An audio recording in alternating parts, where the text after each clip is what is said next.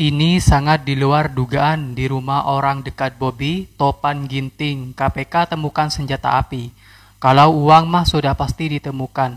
Tapi kalau senjata api ini kan kayak preman. Buat apa coba dia punya itu? Buat nakutin rakyat apa rekanan yang tak mau bayar fee?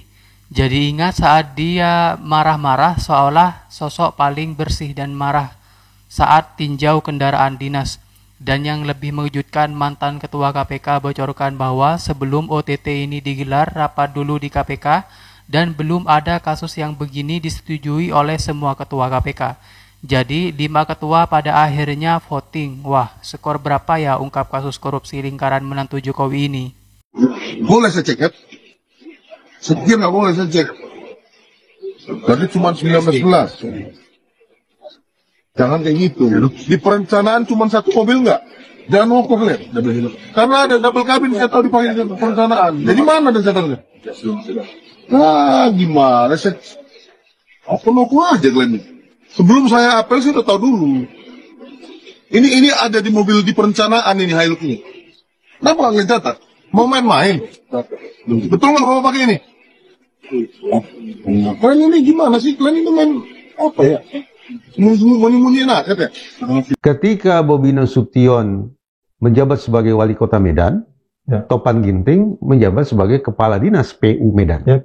Kemudian, semasa Bobi Nasution juga masih menjabat sebagai wali kota Medan, Topan Ginting naik jadi PLT Sekda Medan. Bobi Nasution naik kelas jadi gubernur Sumut, Topan Ginting juga entah kebetulan entah tidak, juga naik kelas menjadi kepala dinas PUPR Sumut. Ketika seseorang karirnya lancar seperti itu, ada nggak balikannya? Penyidik, saya yakin sudah punya pola komunikasi tentang peranan gubernur di sini. Dia sudah pasti. Gubernur Sumatera Utara maksudnya. Penyelidik sudah paham sejauh mana ini gubernur berperan di kasus ini. Kalau dia nggak paham, dia nggak berani OTT kemarin. OTT selalu begitu. Sudah ada peristiwa pidana yang lain sebelumnya. Saya pikir KPU udah di-cloning, pola komunikasi udah nampak. Pasti ada kalimat-kalimat mainkan, dorong, ya nanti di ini kulit durian apa segala macam. Pisahkan amplopnya. Ya, gitu. saya ngambil contoh kasus Jambi, Jimmy Zola, dia nggak ada transfer kok, nggak ada. Tapi di kebun sawit banyak uang kan. Gua ini Kristen Batak. Ya terus? Ada orang bilang gua Taliban, masuk di akal nggak? Ya sulit lah. Ya, gua dibilang Taliban sama di KPK tuh. Karena apa? Karena gua anti korupsi. Saya berharap Presiden Prabowo sehat walafiat. Itu harapan saya. Tapi seandainya beliau berhalangan tetap, maka saya tanya sekali lagi, Gibran Rakabuming dalam pemerintahan ini, dalam rezim ini, dalam konteks pemberantasan korupsi, posisinya memperkuat, memperlemah, tidak terbaca, atau seperti apa? He's part of the problem. Dia kan bagian dari masalah. He's part of the problem. Iya dong. Dia bagian dari masalah. Dan sekarang sedang ramai banget ya netizen di Medan. Dan sepertinya ini sukacita mereka ya dengan OTT tersebut. Karena kalau saya menangkap apa yang dikatakan oleh netizen, mereka sebenarnya sudah mencermati ini dari sejak Bobi masih menjadi wali kota Medan. Banyak sekali yang muak. Orang kepercayaannya ya ini ya. Dulu apa sih kampus lampu pocong apa itu kalau nggak salah ya, lampu jalanan pocong. Kasus lampu pocong, betul. Iya. Ini nggak mungkin kalau lihat case-nya ini, peristiwa pidana sebelumnya itu pasti sudah ada. Itu yang dilaporkan. Karena ini kalau lihat dari kronologisnya, kan itu sebenarnya proyek itu belum jalan, tapi sudah diijon dulu kan, bahkan belum ditentukan siapa pemenangnya kan. Nah, kalau begitu orang KPK bergerak dari mana? Sudah ada peristiwa pidana yang lain sebelumnya dan OTT selalu begitu.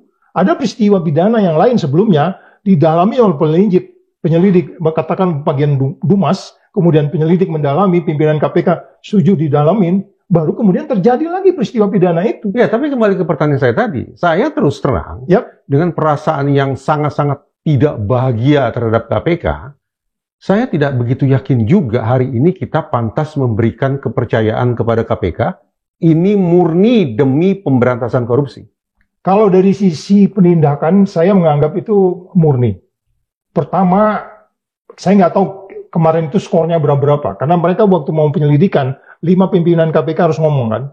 Lakukan. Kolektif kolegial ya? Yes. Kita tanya untuk skornya berapa. Jangan-jangan skornya juga 4-1 atau 3-2 kita nggak tahu. Split decision. Ya, itu selalu ada begitu kan. Selalu ada Tidak begitu. mungkin ada satu pun yang bulat sempurna seluruh pimpinan KPK dalam case-case yang sangat-sangat low profile biasanya solid. Tapi begitu high profile, itu biasanya voting pasti. Ingat. Jadi kalau kita melihat ini cara-caranya seperti cara-cara masa pemerintahan Presiden Jokowi ya, karena sering sekali ada OTK-OTK yang seperti ini begitu, yang siapa sih yang ini kita nggak tahu gitu Mas Ersu. Ya ini memperlihatkan bagaimana perasaan warga di sana terhadap KPK ini baru setelah sekian lama loh, setelah berbulan-bulan atau bahkan tahun ya, dari sejak Jokowi masih berkuasa sampai dengan sekarang, ini apresiasi yang tertinggi yang diberikan warga kepada KPK. Saya pikir semua pimpinan KPK, penyidik sudah tahu ini menyasar ke orang nomor satu atau tidak. Karena nggak mungkin ada komunikasi dalam hal ini TG bekerja sendiri. Nggak ada cerita TG bekerja sendiri. Saya akan kembali mendalami hal ihwal terkait OTT di Sumatera Utara ya. Tapi saya justru jadi tergelitik oleh pernyataan Bang Saud barusan yang mengatakan tidak pernah ada satu kasus pun di KPK sana yang seluruh pimpinan kolektif kolegial 100% bersepakat tentang satu hal. Pertanyaan saya begini, apa yang menyebabkan di antara pimpinan KPK itu justru selalu terbelah? Itu kalau dalam bahasa ilmiahnya, Bung Reza lebih tahu kan. Logika, nalar, argumentasi, Hukum kan selalu berbeda setiap orang. Ini murni bicara tentang logika hukum. Oh ya, selalu. Bukan afiliasi politik. Iya, pertamanya kan untuk keluar ke depan muncul ke permukaannya kan gitu. Tapi di belakang benaknya itu muridnya nggak bisa ngadilin orang juga kan. Iya. Tetapi kita bisa melihat dari ucapannya kan. Faktanya terang benderang begini kok bisa ngomong begitu sih. Ini termasuk berlaku pada periode kepemimpinan Pak Agus. Bang Saud ada di situ. Jadi IKTP begitu. IKTP makanya saya bilang kan 3-2 skornya. Dan sebelumnya orang kelihatannya mungkin makin sebel dengan Topan ini karena pada waktu awal-awal dia ditunjuk menjadi kepala dinas PUPR kan kelihatannya dia tokoh yang bersih gitu ya, ngontrol, ngecek kendaraan-kendaraan dinas dan sebagainya gitu. Belakangan ternyata dia pemain gitu kan gitu. Iya, kita ada videonya ini sudah tersebar di media sosial Mas Hersu. Coba kita lihat dulu videonya bagaimana dia, ini yang dimarahin adalah pegawai begitu yang mungkin memang bawahannya ketika dia kemudian menjadi pejabatnya, tapi ini orang yang jauh lebih tua Mas Hersu. Jadi disebut sebagai pejabat senior di situ begitu dan dimarahi di depan pegawai-pegawai yang lainnya. Itu hanya soal pencatatan, mungkin tidak hanya ya sebetulnya, tapi itu juga persoalan juga. Betul, dan ini sebenarnya tindakannya memang baik, tapi terlihat memang di situ apalagi divideokan, difilmkan begitu dan kemudian disebar keluar. Ini kan seperti cara-cara mungkin untuk meraih popularitas begitu ya. Bentuk lain dari apa yang dilakukan Deddy Mulyadi misalnya atau yang dilakukan oleh dulu zaman pejabat yang lain lah, ada saja yang melakukan seperti ini begitu. Tapi kemudian ini orang marah, warga marah karena itu hanya kamuflase begitu. Jadi dia memperlihatkan sok bersih yang seperti itu, padahal kemudian ternyata dia melakukan hal sesuatu yang sangat buruk, jauh lebih buruk daripada orang yang dia marahi tersebut. Tapi ini bapak yang pakai ini. Berapa tahun lo pakai ini? Udah setahun pakai ini belum jatuh. Iya. Pintar. Bapak, pernah nggak sih jadi kebutuhan kalau ganti? Geledah rumah Topan Ginting, KPK amankan uang 2,8 miliar dan senjata api dengan pelurunya. Penyelidikan dugaan korupsi proyek jalan di Sumatera Utara terus melebar. Komisi Pemberantasan Korupsi mengamankan uang tunai senilai sekitar 2,8 miliar serta 2 anak pucuk senjata api dalam penggeledahan rumah Kepala Dinas PUPR Sumatera Utara nonaktif Topan Obaja Putra Ginting di Medan pada hari Rabu. Juru bicara KPK Budi Prasetyo mengungkapkan uang miliaran rupiah tersebut ditemukan dalam puluhan bungkus, sebagian besar pecahan 100.000.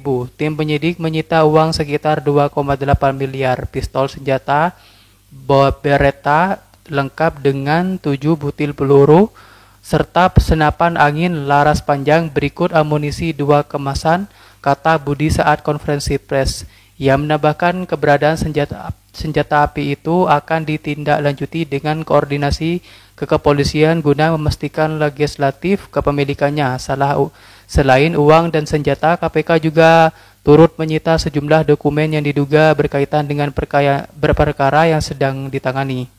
Proses penggeledahan di rumah Topan dimulai sekitar pukul 9 pagi dan dijaga ketat aparat bersenjata laras panjang. Lokasi rumah berada di kawasan perumahan Royal Sumatera, Kloster Topas, Medan Tuntungan.